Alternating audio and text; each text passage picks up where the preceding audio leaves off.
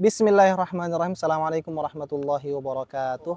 Kembali lagi dengan kita di podcast kita kali ini masih bersama Zaki Almariza yang kemarin sempat kita podcast bareng tentang sekolah di Yaman. Untuk kali ini saya lebih pengen membahas tentang kehidupan santri di Yaman lah, dari segi biaya dan mungkin yang berkaitan tentang makanan dan sebagainya. Oke, Zaki, selama kita bahas mungkin di hal yang menurut Ana kayak paling banyak teman-teman tanyain deh. Kira-kira untuk kehidupan di Yaman itu berapa uang yang paling rendah untuk kehidupan sehari-hari aja, yang sebenarnya uang jumlah tersebut sudah cukup bagi dia gitu loh. Untuk kehidupan Ya sehari-hari untuk nih. kehidupan sehari aja, buat jajan kah atau buat bayar kuota segala macam Iya, gitu. iya, iya. Sebenarnya kembali ke personnya Pribadi. masing-masing. Betul. Tergantung juga apakah dia tinggal di markas atau nyewa syukoh, Oh iya, nyewa berarti sana ada apartemen. sistemnya apartemen juga. Ada seperti itu. Kalau untuk mereka yang tinggal di markas, kemudian mau makan apa yang disediakan oleh markas itu dalam sebulan, dan dia nggak punya kebutuhan motor ke jamiah gitu ya, itu kayak $100 lebih sih. $100 udah lebih itu ya. Udah lebih, udah sisa itu udah bisa beli buku juga. Wih, udah bisa beli buku juga. Padahal buku di Yaman itu hitungannya termasuk mahal. Termasuk mahal. Termasuk mahal. Soalnya dia nggak punya saingan. Oh iya iya iya iya. Berarti kalau misal contohnya nih, biar gampang aja penggambarannya buat teman-teman di Indonesia, kalau dia dapat kiriman 1 juta, itu cukup nggak per bulan? Per 1 juta sebulan cukup. Cukup. Untuk teman-teman yang berada di markas itu Markas sangat ya, cukup, tentu yang betul.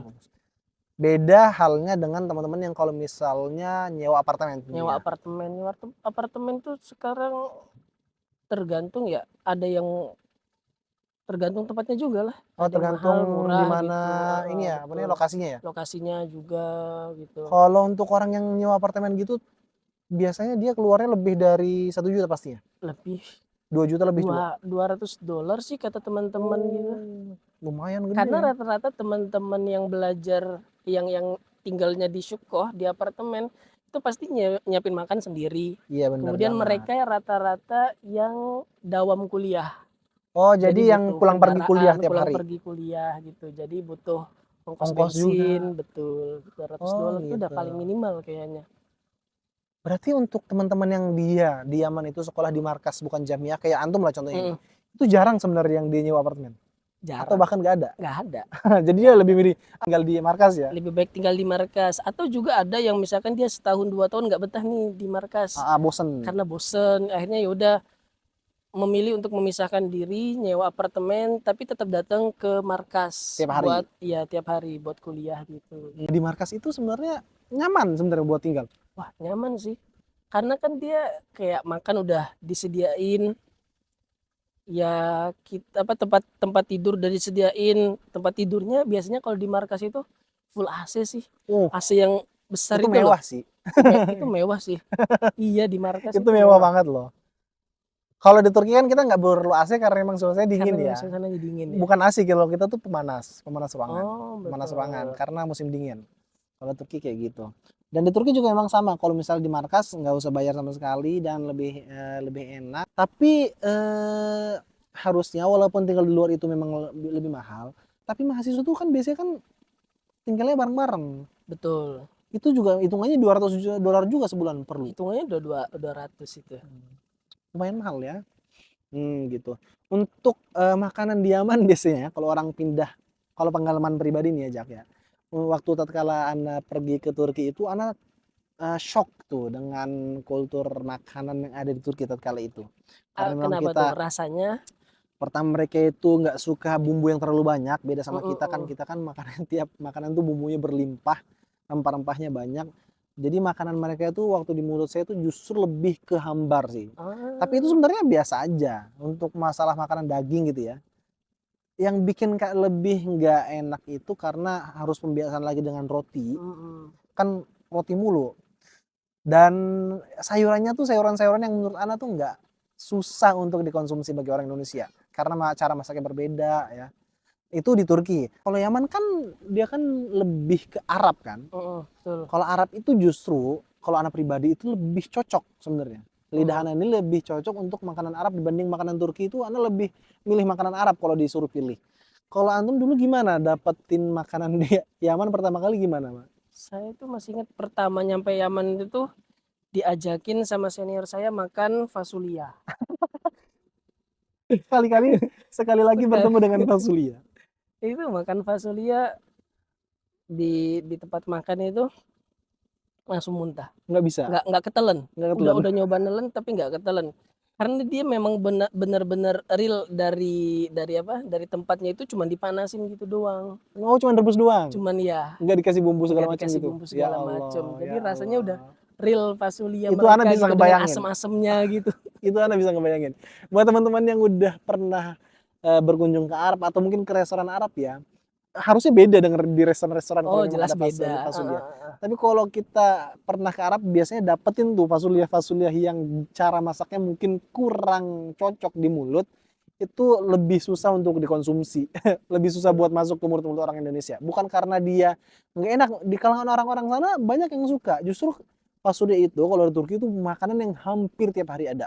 Ana juga bingung, kenapa kok orang suka banget sama fasulia? Mungkin karena Karena memang udah terbiasa kali ya. enggak, iya betul. Karena ini juga lidah mereka itu terbiasa dengan sesuatu yang asem. Iya, iya, iya betul tuh. Di sana berarti kalau yang suka-suka sama asam gitu biasanya ada ini Jak, ada kayak asinan gitu tau gak sih? Ada, Iya, ada ada ya. Iya itu kayak di kita kalau nyebutnya kita supermarket tuh orang gitu. mukholal gitu. Kalau kita nyebutnya biasanya iya orang Arab itu suka dengan kalau kita nyebutnya di Indonesia ini asinan. Jadi ditaruh di air lama gitu Iya, kan, kayak mentimun atau wortel atau bahkan sampai cabai sendiri pun dibikin asinan kalau mereka itu asem tuh rasanya.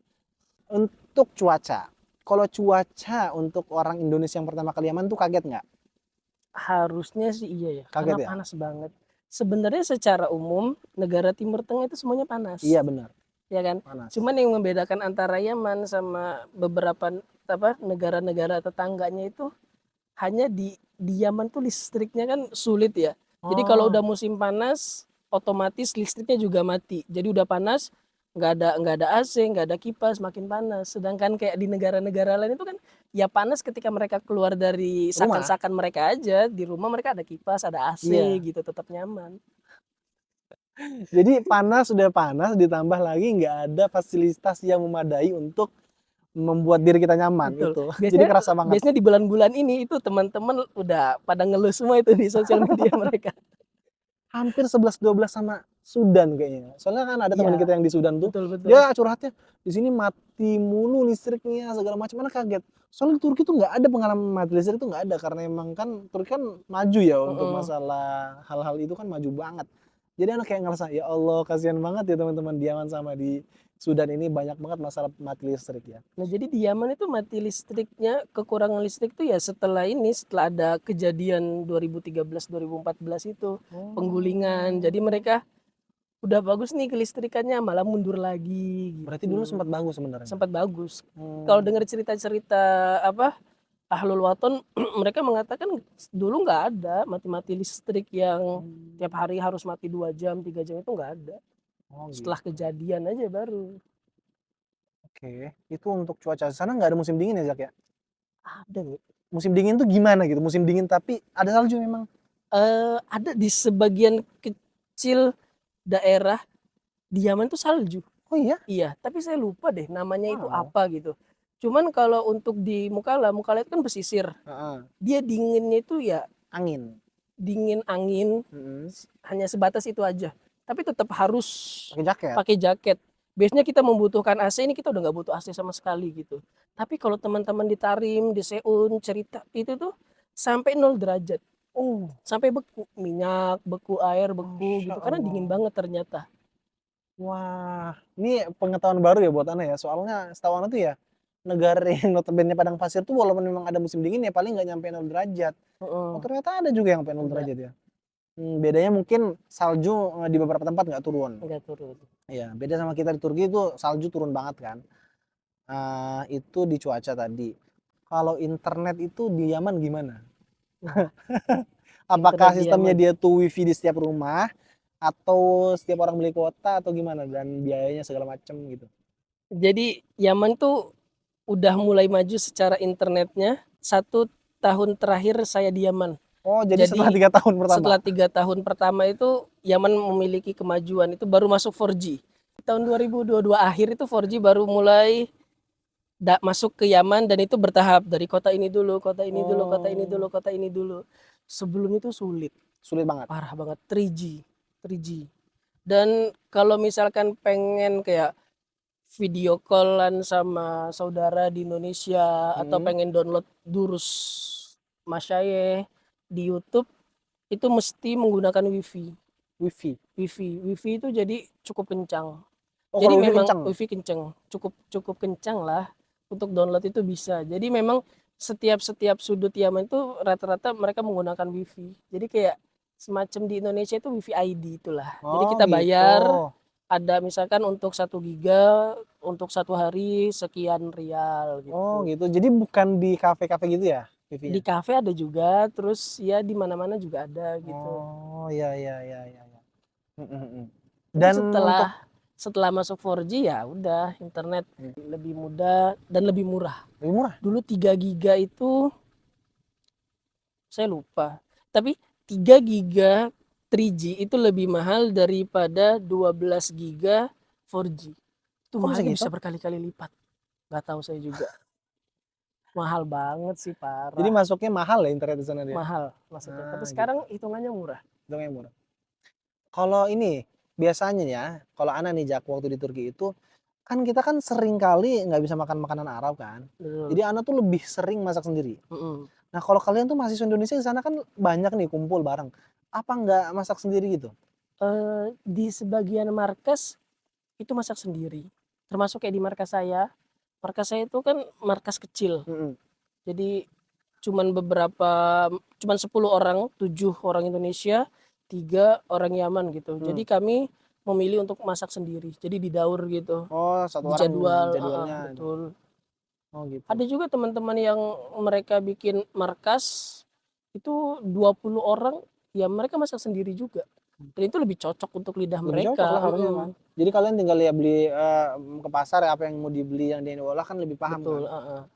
Gitu. Ini memang biasanya kalau orang Indonesia mahasiswa yang keluar negeri itu dia pulang-pulang bakal pinter masak biasanya. Betul. Bukan pinter ya, seenggaknya dia paham lah cara-cara dasar-dasar masak Disuruh tuh masak gimana. bisa lah Bisa lah, nanti. seenggaknya gitu. Itu untuk makanannya. Jadi makanannya sebenarnya bisa dicocok-cocokin aja kalau misalnya kita masak kan. Nah, sekarang yang bikin anak penasaran itu di Yaman ini ada nggak restoran-restoran makan Indonesia? Kalau kayak di Mesir, di Turki mungkin banyak ya. Lebih banyak? Kalau di Yaman itu belum ada. Belum ada? Belum ada itu dalam artian yang benar-benar dia Buka toko-toko? buka toko itu nggak ada. Biasanya ada di Mukalla itu. Nih kalau untuk teman-teman nanti ke belajarnya ke Mukalla, sempetin waktu datang ke Darzabit. Darzabit. Jadi ya benar-benar Darzabit, Dar rumah, Zabit itu punyanya Pak Zainal Abidin, disingkat Zabit gitu. Jadi kita benar-benar datang ke rumah beliau, makan gitu. Bayar? Bayar lah. Oh, gitu. Dan udah menyediakan apa, hari ini menunya apa gitu. Ntar kita ngeliat di Oh, grup, ada grup ada biasanya? grupnya gitu. Hari ini menyediakan apa, hari ini Iya, menyediakan iya, apa iya. gitu. Cuma sebatas itu sih. Sebatas itu ya? Atau biasanya kalau teman-teman yang punya keahlian khusus biasanya PO. Oh, PO iya. somai atau PO mie ayam, PO bakso gitu-gitu aja, nggak ada yang buka setiap hari tuh nggak ada. Oh, tapi itu kan perlu bahan tuh. Bahan-bahan dia mana ada? Bahan di Yaman tuh nggak Bahan masak. banyak ya, Bahan masak yang untuk pas untuk lidah Indonesia itu nggak ada? banyak. Nggak banyak? Biasanya mereka itu rata-rata kiriman, Oh, kiriman dari Indonesia kiriman. juga gitu. Kiriman. Bumbu-bumbu kiriman gitu Bumbu-bumbu ya? kiriman. Oh, apakah di Yaman juga ada fenomena titip titip menitip bagasi? Oh ada dong, just tip. Just tip itu Just tip ada? ada. Itu sistemnya gimana? Apakah tiap hari ada atau tiap bulan mungkin jarang? Gimana? Kalau di Turki nih ya gambarnya, itu hampir tiap hari ada Jak. Iya, karena mungkin memang orang-orang ini mereka udah Bisnisnya itu kerjasama sama maskapainya gitu bisa bisnisnya. jadi mungkin. Jadi makanya setiap hari bisa. Kalau di Yaman gimana? Termasuk di Yaman ada Hampir setiap tiap hari, hari. iya. Itu kalau yang tiap hari ada itu biasanya memang mereka udah ngebangun bisnis di situ. Heeh. Atau misalkan yang tiap bulan per orang itu ada, kayak misalkan kayak antum pulang dari Turki, daripada bagasi nganggur, ya Jual. udah jual aja gitu. Per kilonya berapa biasanya? Kalau kita di Turki itu jualnya per kilo dari 10 sampai $12. $12. Ya, berarti lebih mahal ya. Lebih mahal ya? Lebih Kalian lebih mahal. murah? Kami lebih murah. Biasanya dari Yaman ke Indonesia itu lebih murah daripada Indonesia ke Yaman. Gitu. Kalau dari Indonesia ke Yaman itu bisa sampai 180.000 per kilonya. Kalau dari Yaman paling 120, kadang ada yang buka 110. Oh, ya 11-12 lah. 11-12. 11-12 ya. Oh, itu tadi beberapa pembahasan tentang kehidupan di Yaman. Itu. Pertanyaan terakhir. Untuk masalah tiket pergi ke Yaman, terus pulang dari Yaman ke Indonesia, itu untuk kalau misalnya orang mau persiapin dana nih, kira-kira menurut antum berapa dana yang harus dipersiapin? Kalau untuk hari-hari ini tuh biasanya antara 25 sampai 30. 25 sampai 30 ya. 25 sampai 30 itu biasanya orang udah menyediakan fasilitas visa 1 tahun, kemudian makanan selama perjalanan, handling, sama biasanya ada destinasi ke Turki dulu, Oh, transit. dan ya jalan-jalan, kemudian ada destinasi umrohnya juga gitu. Oh, berarti udah paket. Udah paket 25 sampai 30 25 juta. sampai 30. Oh, lumayan ya. Soalnya dibandingkan sama Turki itu jauh banget. Kalau Turki tuh kita bisa untuk sekedar tiketnya aja ya paling cuman 7 sampai 8 juta. Itu yang mahalnya. Kadang-kadang kita dapat murah sampai 4 juta. Waktu zaman corona aja, anak ke Turki bawa anak-anak al-Islam itu kita beli tiket nggak nyampe 5 juta. Jadi kisaran 4 juta berapa gitu anak, ingat itu. Tapi waktu itu memang masih ada visa. Kalau sekarang nih Turki masuk nih Indonesia termasuk yang bebas visa. Tapi kalau untuk menetap di sana sebagai pelajar tetap Harus butuh ada visa. butuh ini apa namanya iqomah gitu lah. Tetap ya iqomah. Nah, oke, anak kira cukup untuk perbincangan kita kali ini. Mudah-mudahan bagi teman-teman yang sempat bertanya-tanya tentang hal-hal yang kita obrolin kali ini itu udah sedikit terjawab ya dengan jawaban yang dilontarkan oleh Zaki tadi. Buat teman-teman yang di rumah, stay tune terus video-video kita selanjutnya, episode-episode selanjutnya. Semoga dari video-video kita ini ada hal-hal yang bisa diambil manfaatnya. Demikian dari saya. Assalamualaikum warahmatullahi wabarakatuh.